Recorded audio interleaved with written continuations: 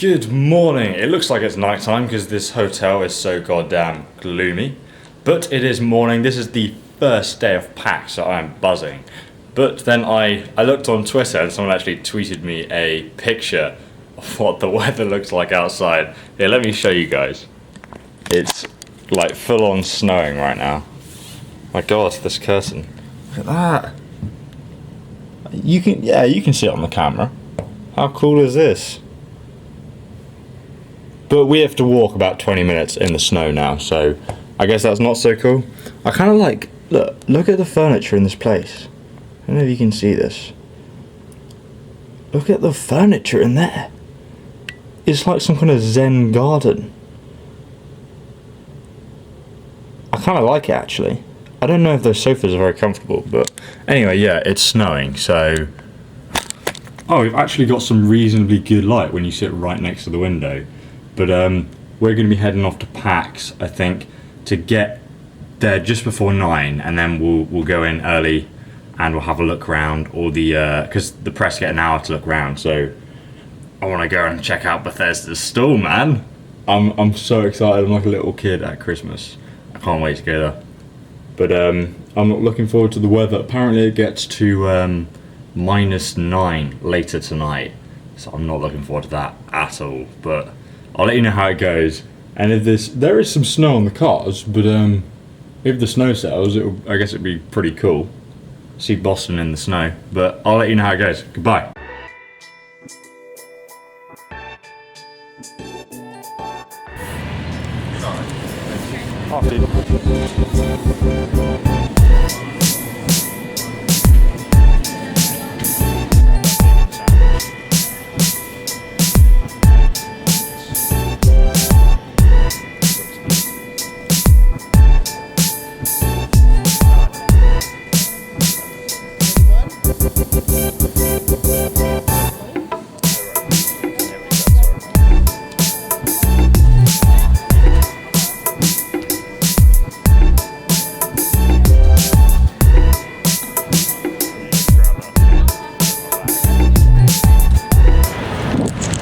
Sorted out breakfast, and now we're just running over to where the convention centre is.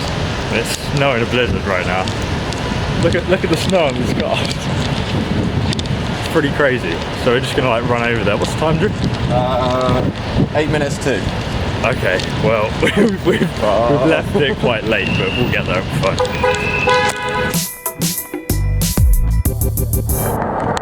We're only 7 minutes late, and we've arrived at the spaceship that is PAX. Finally. Hopefully there's not a queue for media. Yeah, look at my hair. What the fuck? I'm cosplaying without even trying. There's nothing on this guy that's saying. Oh my god, that is a big cheese.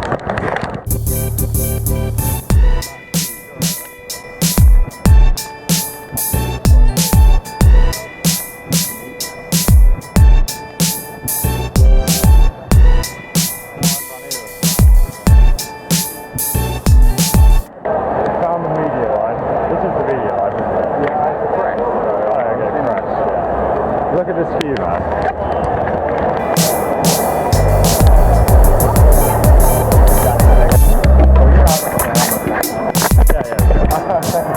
Right, we're inside now.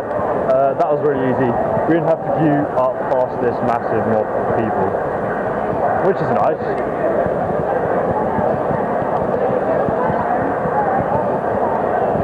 Let's go into the expo hall, mate. My beard even has snow on it. I look like a Nord. This is actually the same security guard that didn't let us in yesterday, I think. Yeah,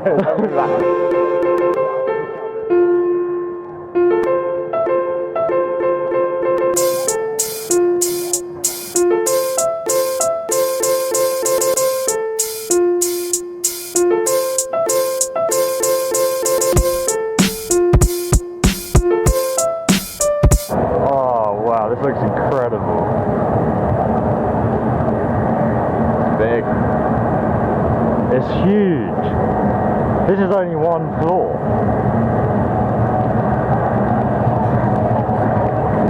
There's Bethesda's booth.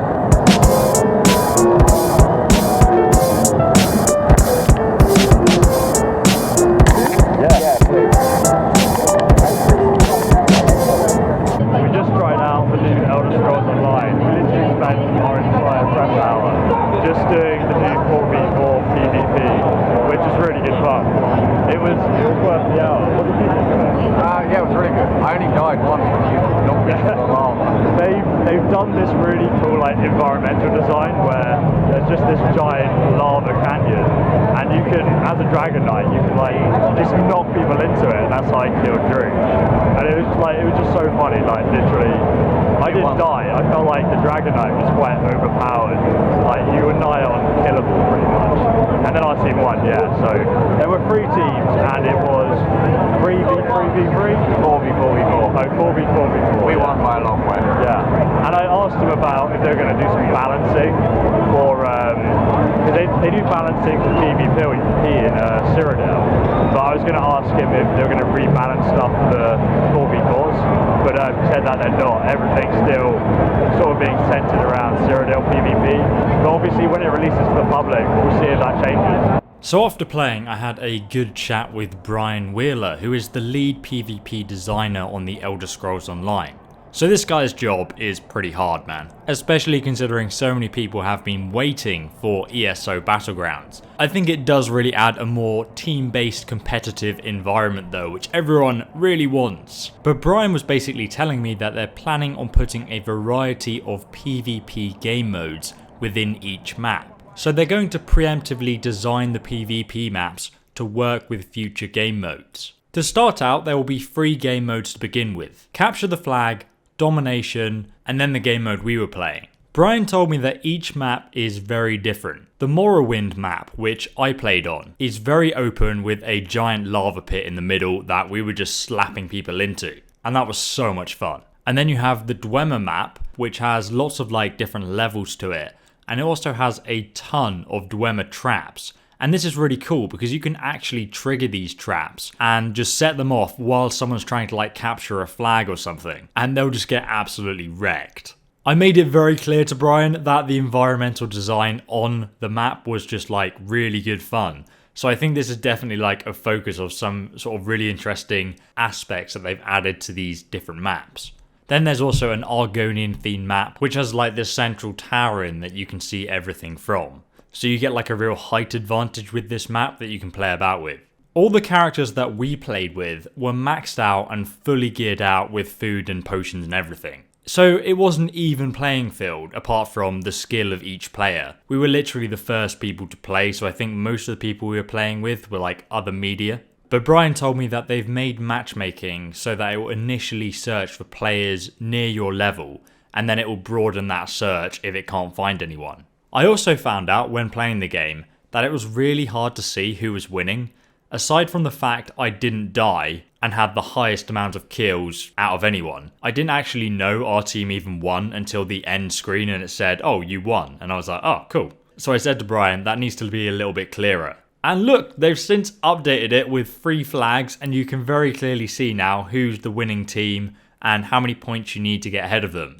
The 3 teams are, by the way, the Fire Drakes, the Pit Demons, and the Storm Lords. Obviously red, green, and blue. These teams aren't based on your faction, so you can go in with a squad of 4 people from any faction and just compete in these battles. They're also going to have a Battlegrounds hub, where you can buy special rewards with the AP that you earn. They're going to have new armor sets, titles, and lots of stuff like that we can get our hands on. So yeah, let me know what you guys thought in the comments. I'm sorry I don't want to make this into a review video, but there you go, I just wanted to share my thoughts. So, where do you want to check out now, Drew? We're having a Dauntless. Yeah, let's check out Dauntless. We've got, this is a new game where it's kind of like just a massive boss battle thing. So we're going to go check this out, and I'll let you know how it is and what we think of it.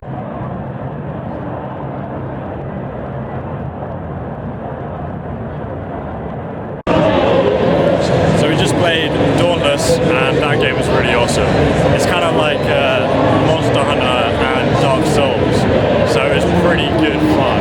We tried to kill the hardest boss, and I think we got it down to like, it's like 4v1 boss, and we got it down to like quarter of its HP left.